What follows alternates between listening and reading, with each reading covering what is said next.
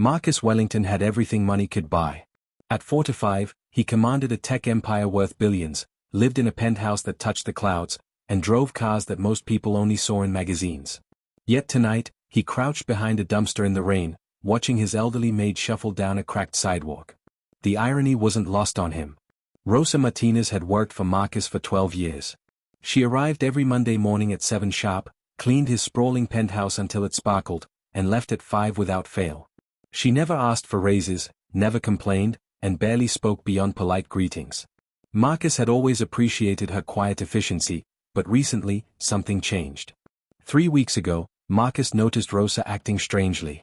She would glance at her watch constantly, her weathered hands trembling slightly as she dusted his expensive sculptures.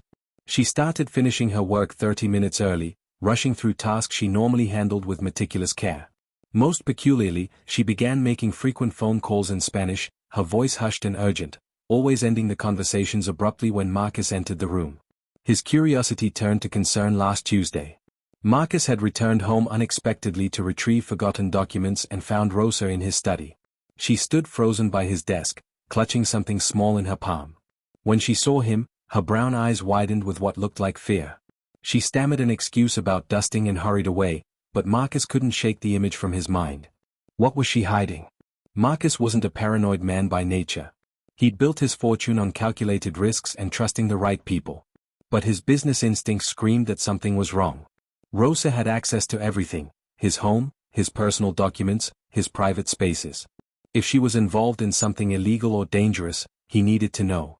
He considered confronting her directly, but what would he say? His suspicions were based on nervous glances and hurried phone calls. She deserved better than baseless accusations after years of loyal service. He thought about hiring a private investigator, but that felt like an invasion of privacy too far. No, Marcus decided he would follow her himself, just once, to ease his mind. Now, watching Rosa's small figure navigate the darkening streets of a neighborhood Marcus had never visited, he questioned his decision. This area was nothing like his world of glass towers and manicured parks. Graffiti-covered brick walls, broken streetlights flickered weakly, and suspicious eyes watched from doorways. Rosa moved through it all with surprising confidence, her worn shoes splashing through puddles. Marcus kept his distance, grateful he'd had the sense to wear his oldest jacket and a baseball cap. His usual designer suits would have marked him as an outsider immediately. Rosa turned down an alley, and Marcus's heart pounded. What could she possibly be doing here? The alley opened into a small courtyard surrounded by rundown apartment buildings. Rosa stopped at a rusted gate, pulled out a key, and disappeared inside the nearest building. Marcus waited 30 seconds, then followed. The building's entrance smelled of mildew and cooking spices. Flickering fluorescent lights buzzed overhead, casting sickly shadows on peeling wallpaper. He climbed the stairs carefully, tracking Rosa's footsteps echoing above. She stopped on the 4th floor. Marcus pressed himself against the stairwell wall, peering around the corner. Rosa stood before apartment 4C, keys jangling in her shaking hands. She took a deep breath, as if steeling herself, and unlocked the door. Before entering, she glanced down the hallway. Marcus jerked back, his heart hammering. Had she seen him? After a moment of silence, he heard the door open and close. He waited in the shadows, mind racing with possibilities. What was Rosa doing in this rundown building? Did she have a second job? Was she meeting someone? Nothing about this made sense. Marcus checked his watch. He would give her 10 minutes, then knock on that door and demand answers. Whatever Rosa was hiding, he was about to discover the truth. Marcus stood in the dim hallway, seconds stretching into minutes. His expensive watch ticked loudly in the silence, counting down his self-imposed deadline. 9 minutes had passed. In 60 seconds, he would knock on that door and confront Rosa about whatever secret life she was leading. But then he heard something that made him freeze completely. A child's scream pierced through the thin walls of apartment 4C. Not a playful scream, but one filled with genuine anguish. Marcus's blood ran cold. The cry was followed by Rosa's voice, urgent and soothing in rapid Spanish, then another voice he didn't recognize. Without thinking, Marcus moved closer to the door, pressing his ear against the cheap wood. "Please, abuela, it hurts so much," a young girl sobbed. The word abuela meant grandmother. Marcus's mind raced. Rosa had never mentioned having a granddaughter. "I know, Mija, I know," Rosa replied, her voice cracking with emotion. "Just a little longer. We're almost done." Marcus heard movement, the sound of water running, and soft crying that gradually diminished to whimpers. His hand hovered over the door, torn between knocking and retreating. This felt intensely private, a family moment he had no right to intrude upon. Yet something kept him rooted to the spot. 20 minutes passed. The apartment fell quiet except for occasional murmurs. Marcus should leave, he knew that, but his feet wouldn't obey. He'd come this far. He needed to understand why his maid was living this double life, why she'd been so nervous, what she'd been hiding. Finally, the apartment door opened. Rosa emerged, looking 10 years older than she had that morning. Her eyes were red from crying, her shoulders sagged with exhaustion. She pulled the door closed gently, as if afraid of disturbing someone inside, and turned toward the stairs. That's when she saw Marcus. The color drained from her face. Her mouth opened but no sound came out. For a long moment, they simply stared at each other in that shabby hallway, employer and employee, their relationship suddenly uncertain ground. "Mr. Wellington," Rosa finally whispered, her accent thicker than usual. "I can explain." "I think you'd better," Marcus said, trying to keep his voice neutral despite the turmoil in his chest. Rosa's hands twisted together, a gesture Marcus had seen countless times when she was anxious. "How long have you been here? Why did you follow me? You've been acting strange for weeks. I needed to know if something was wrong." Even as he said it, Marcus felt ashamed. "I'm sorry for the invasion of privacy. But Rosa, what's going on? Who's in that apartment?" Tears welled in Rosa's eyes. She glanced at the closed door, then back at Marcus. In that moment, he saw something he'd never noticed before despite 12 years of seeing her nearly every day: absolute, crushing fear. "My granddaughter, Gabriella," Rosa said, her voice barely audible. "She's 8 years old. She's very sick, Mr. Wellington. The doctors say she has kidney disease. She needs dialysis 3 times a week, but we can't afford proper treatment. I've been doing it myself at home with borrowed equipment." Marcus felt like he'd been punched in the stomach. "You're performing dialysis? Rosa, that's dangerous. She needs to be in a hospital with trained professionals." "You think I don't know that?" Rosa's voice rose, years of suppressed emotion bubbling to the surface. "Do you know how much hospital treatment costs? I make $900 a week cleaning your house. After rent, utilities, and food for Gabriella and her little brother, there's nothing left. Nothing. The free clinic can only see her once a month. I had to learn to do the dialysis myself or watch her die." The raw pain in her words hit Marcus harder than any business failure ever had. "Her parents. Dead. Car accident 2 years ago. I'm all they have." Rosa wiped her eyes roughly. "I know I've been distracted at work. I know I'm not doing as good a job as before. If you want to fire me, I understand. But please, give me 2 weeks to find something else. Those children need to eat." Marcus stood there, his mind reeling. He thought of his penthouse with its 6 empty bedrooms, his garage full of cars he rarely drove, the 7-figure bonuses he received and barely noticed. He thought of Rosa, scrubbing his floors while her granddaughter suffered in this crumbling building. "How long has she been sick?" he asked quietly. 6 months. It started with tiredness, then the swelling came. By the time we got her diagnosed at the emergency room, her kidneys were already failing." Rosa's voice broke. "She's a little girl, Mr. Wellington. She should be playing with dolls and going to school, not hooked up to machines, fighting to survive every single day." Marcus looked at the door to apartment 4C.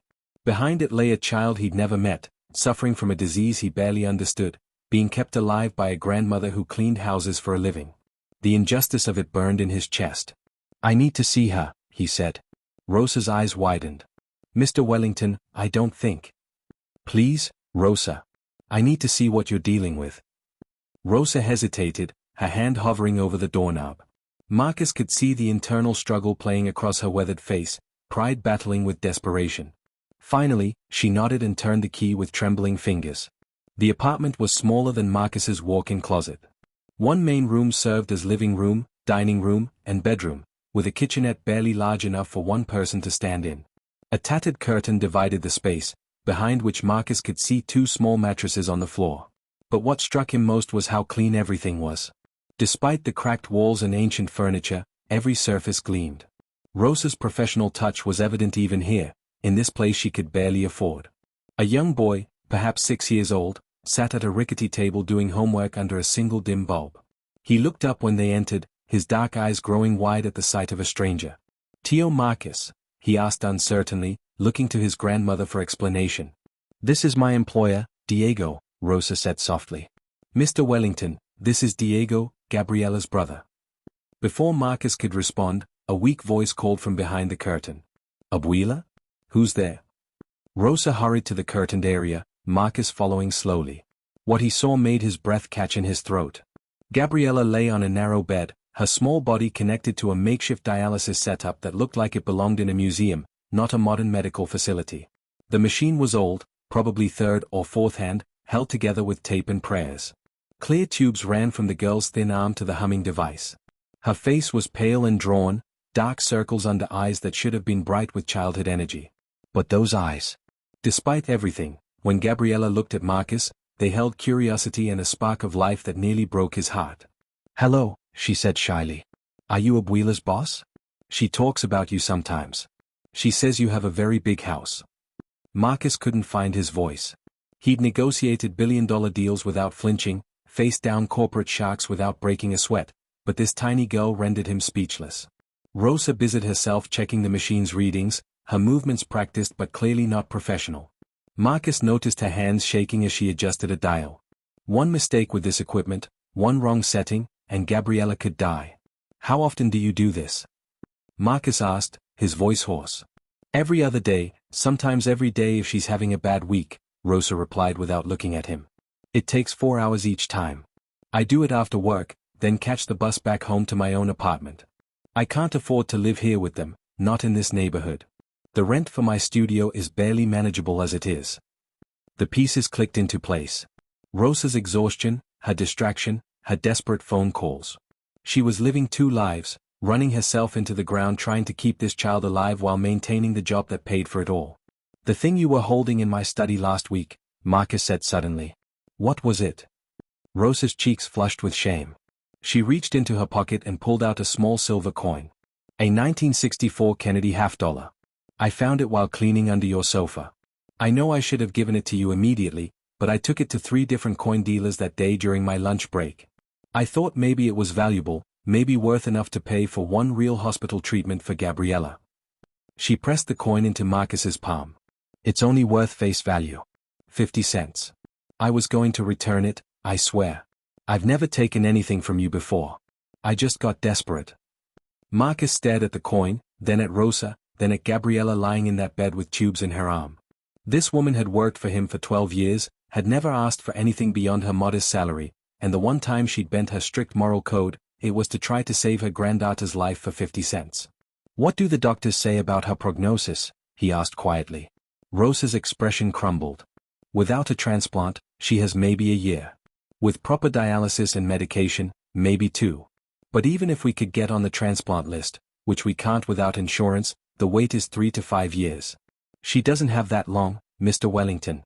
My Gabriella is dying, and I can't stop it. She sank into a chair by the bed, decades of exhaustion visible in every line of her body. I wake up every morning terrified. Terrified that I'll come here and find her gone. Terrified that the machine will break and I won't be able to fix it. Terrified that I'll make a mistake and hurt her myself. But what choice do I have? Let her die without trying? Diego appeared in the curtained doorway, his young face serious beyond his years. He climbed onto the bed next to his sister and took her hand. Gabriella smiled at him weakly. Diego helps me be brave, she told Marcus. He tells me stories while the machine works. Today he told me about a princess who fought a dragon. You're the princess, Diego said firmly. And you're going to win. Marcus watched these children, orphaned and struggling against odds no child should face, supporting each other in a dingy apartment with hammer-down furniture and a jury-rigged medical device keeping one of them alive. He thought about his empty penthouse, his climate-controlled wine cellar, his collection of watches worth more than this entire building. Something fundamental shifted inside Marcus Wellington in that moment. All his life, he'd measured success in zeros on a balance sheet, in market share and quarterly earnings. He'd donated to charity, sure, written checks to faceless organizations for tax deductions. But he'd never truly seen poverty, never understood what it meant to choose between food and medicine, between rent and survival. Rosa, he said, his voice steady despite the emotion churning inside him. How much does a kidney transplant cost? Rosa looked at Marcus as if he'd spoken in a foreign language. Her mouth opened, closed, then opened again. Mr. Wellington, I couldn't possibly ask you. I'm not asking you to ask. I'm asking you to tell me a number. Marcus pulled out his phone, fingers already moving across the screen. How much for the transplant, the hospitalization, the follow-up care? Everything. It's too much, Rosa whispered, shaking her head. Between the surgery itself, the hospital stay, the anti-rejection medications she'd need for the rest of her life. The social worker said it could be $400,000, maybe more. I've been saving, but I only have $3,000 in the bank. At this rate, by the time I save enough, she'll be. She couldn't finish the sentence. She didn't have to. Marcus did quick calculations in his head. $400,000 was less than he'd spent on his last car. It was a rounding error in his quarterly earnings. It was nothing to him and everything to this family. But a voice in his head, the voice that had built his empire through careful calculation and risk assessment, whispered caution. If he helped this family, word would get out. Other employees might expect similar generosity. He'd be opening himself up to endless requests for money, to manipulation, to people who'd see him as nothing more than a checkbook. His lawyers would advise against it. His accountant would question his judgment. He looked at Gabriella, her small chest rising and falling with effort, her fingers intertwined with her brother's. She was watching him with those enormous dark eyes, not asking for anything, just existing in her reality of pain and hope. The cautious voice in Marcus's head went silent. Rosa, tomorrow morning, you're not coming to clean my apartment, he said firmly. You're going to pack bags for yourself and both children. I'm sending a car to pick you all up at 9 o'clock. Mr. Wellington, I don't understand. We're going to the hospital. The best children's hospital in the state. I'm going to make some calls tonight to ensure they're ready for Gabriella. They'll do a full evaluation, get her on proper dialysis immediately, and start the transplant process. Rosa's legs seemed to give out. She grabbed the edge of Gabriella's bed for support. You can't be serious. That kind of money is mine to spend however I choose. Marcus crouched down so he was eye level with her. Rosa, you've worked for me for 12 years. You've been honest, dedicated, and kind. You never asked for anything, never complained, never gave me any reason to doubt your character. And now I learn you've been performing medical procedures on your dying granddaughter while still showing up to clean my house every day? You're not just a good employee. You're one of the strongest people I've ever met. Tears streamed down Rosa's face. I can't pay you back. Not in my lifetime. I don't want you to pay me back. I want you to let me help. Marcus stood, pulling out his phone again. I'm calling my personal physician right now. He'll meet us at the hospital tomorrow and ensure Gabriella gets the best care available. No more makeshift dialysis in a crumbling apartment. No more choosing between rent and medicine. This ends tonight. Diego had been listening quietly, but now he spoke up, his voice small. Is Gabby going to be okay? Marcus looked at the boy, seeing the weight he carried, the adult worries on his child's shoulders.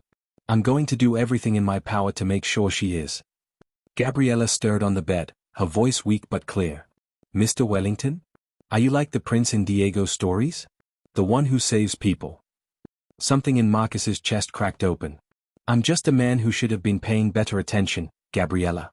But I'm paying attention now. He made the first call to his physician, then to the head of pediatric nephrology at the city's premier children's hospital, then to his lawyer to navigate the insurance and payment logistics.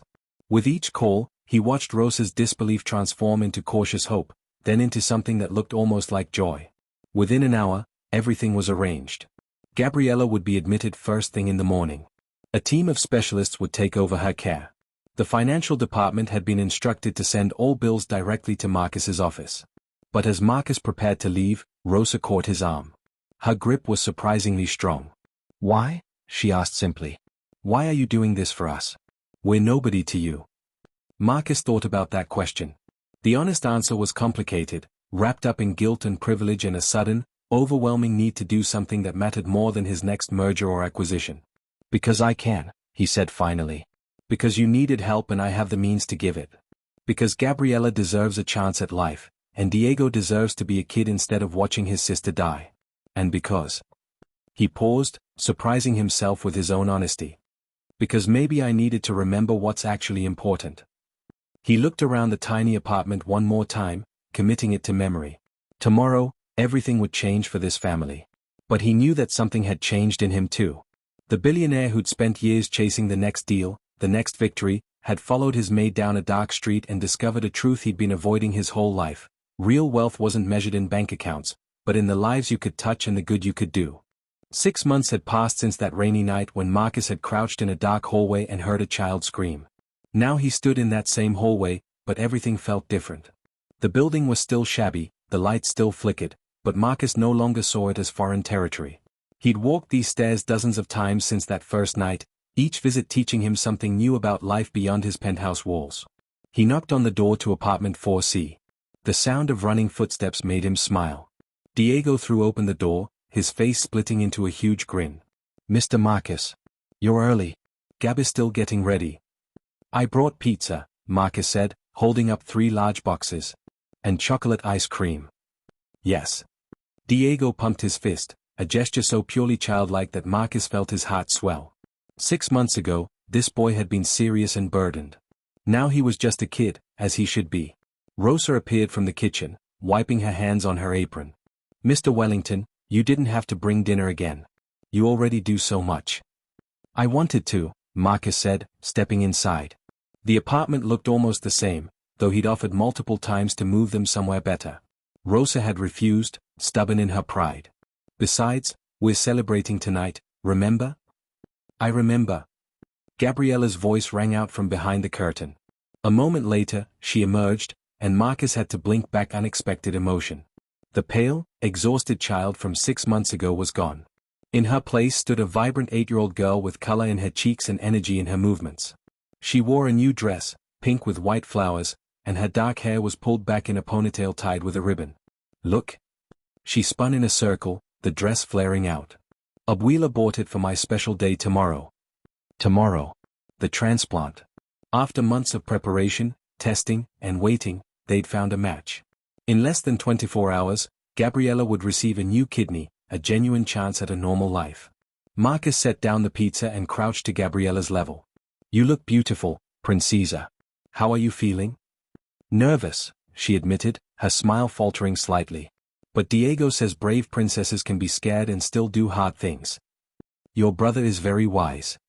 Marcus looked at Diego, who beamed with pride. "Are you ready for tomorrow?" Gabriella nodded, then surprised Marcus by throwing her arms around his neck. "Thank you for saving me, Mr. Marcus. Abuela says you're my guardian angel." Marcus hugged her gently, this child who transformed his entire worldview. "You saved yourself, Gabriella. You fought every single day. I just helped a little." "A little?" Rosa's voice was thick with emotion. "Mr. Wellington, you gave us everything." They ate pizza on mismatched plates at the rickety table, and Marcus couldn't remember enjoying a meal more. Gabriella chatted about school, which he'd been able to attend regularly for the first time in a year. Diego showed off a report card with straight A's. Rosa fussed over everyone, making sure they had enough to eat, though Marcus noticed she barely touched her own food. "Rosa, you need to eat," he said gently. "Tomorrow's going to be a long day for all of us." I know. I'm just too nervous to be hungry." She twisted her napkin anxiously. What if something goes wrong? What if her body rejects the kidney? The doctors said there's always a risk. The doctors also said she has an excellent chance of success, Marcus reminded her. The donor is a perfect match. She's been getting the best pre-op care available. You've done everything right. We've done everything right, Rosa corrected him. I could never have done this without you. After dinner, Diego wanted to show Marcus his latest school project about space exploration. As the boy set up his presentation, Gabriella climbed onto the couch next to Marcus. "Mr. Marcus." Her voice was quiet, meant just for him. "Can I ask you something?" "Of course." "Why did you help us? Really help us, not just pay for the hospital. You come visit us all the time. You play games with Diego. You helped Abuela find a better job with more money. Why do you care so much?" It was the same question Rosa had asked 6 months ago, but now Marcus had a better answer. "When I first met you, Gabriella, I thought I was successful. I had money, power, everything society says makes a person important. But following your grandmother that night and seeing how you lived, seeing how hard you fought just to survive, it showed me I'd been measuring success all wrong." He paused, choosing his words carefully. "You taught me that real success isn't about how much you have. It's about what you do with what you have." It's about seeing people who need help and choosing to help them, not because you'll get something back, but because it's the right thing to do. Gabriella seemed to consider this seriously. So we helped you too. You saved me, Marcus said honestly. I was so focused on making money that I forgot why money matters. It matters because it can change lives, can give little girls like you a chance to grow up healthy and happy. You reminded me of that. Diego's presentation was enthusiastic if somewhat chaotic, involving hand-drawn planets and a passionate explanation of why Mars was the coolest planet. Marcus listened attentively, asked questions, and helped Diego set up his poster board for the school science fair. As the evening wore on, Gabriella grew tired. Rosa tucked her into bed early, wanting her well rested for the surgery. Marcus and Diego cleaned up the pizza boxes while Rosa sang softly in Spanish behind the curtain, an old lullaby that Marcus had heard several times now. Before leaving, Marcus pulled Rosa aside. I'll be at the hospital tomorrow. The surgery is scheduled for 10, right? Yes, but Mr. Wellington, you don't need to be there. You've already done so much, and I know you have important business meetings. I cancelled them, Marcus interrupted. Nothing is more important than being there for Gabriella. For all of you. Rosa's eyes filled with tears for the 1000th time. I don't know how to thank you. You don't need to thank me. Just, let me be part of this. Let me be here for you the way you've been there for me all these years, even when I was too blind to appreciate it. That night, Marcus returned to his penthouse, but it felt different now. Less like a sanctuary and more like what it actually was, an expensive box filled with expensive things. He'd started spending less time here, more time in places that mattered, with people who mattered. He'd made other changes too. Inspired by Rosa and her grandchildren, he'd established a foundation to help working families afford medical care for their children. He'd raised the wages of everyone who worked for him. He'd started actually seeing his employees as people with lives and struggles beyond their job descriptions. His business associates thought he'd lost his edge. His competitors whispered that he'd gone soft. His profit margins had decreased slightly due to the increased labor costs and charitable giving. Marcus had never been happier. He stood at his penthouse window, looking out over the glittering city. Somewhere out there, in a small apartment in a rough neighborhood, a little girl was sleeping before the biggest day of her life. A grandmother was probably awake, praying and worrying. A small boy was dreaming of space and adventures. And tomorrow, Marcus would be there with them, not as a billionaire dispensing charity, but as family. Because that's what they'd become to him. Rosa, Gabriella, and Diego had given him something no amount of money could buy: purpose, connection, and a reason to be better than he was. His phone buzzed with a text from Rosa: "Thank you for everything. See you tomorrow. We love you." Marcus smiled, typing back, "Love you too. Get some rest. Tomorrow's going to be perfect." He'd followed his maid down a dark street 6 months ago, suspicious and uncertain. What he discovered had indeed left him speechless. But it had also left him transformed, awakened to a truth he'd spent his whole life ignoring: the greatest wealth wasn't in his bank account. It was in the love and trust of people like Rosa, in the smile of a child like Gabriella, in the simple joy of making a real difference in someone's life. Tomorrow, Gabriella would get her new kidney. But tonight, Marcus reflected on how she'd already given him something far more valuable. She'd given him back his humanity, his compassion, his ability to see beyond numbers and deals to the people who truly mattered. And that, Marcus thought as he finally headed to bed, was worth more than all the billions in the world.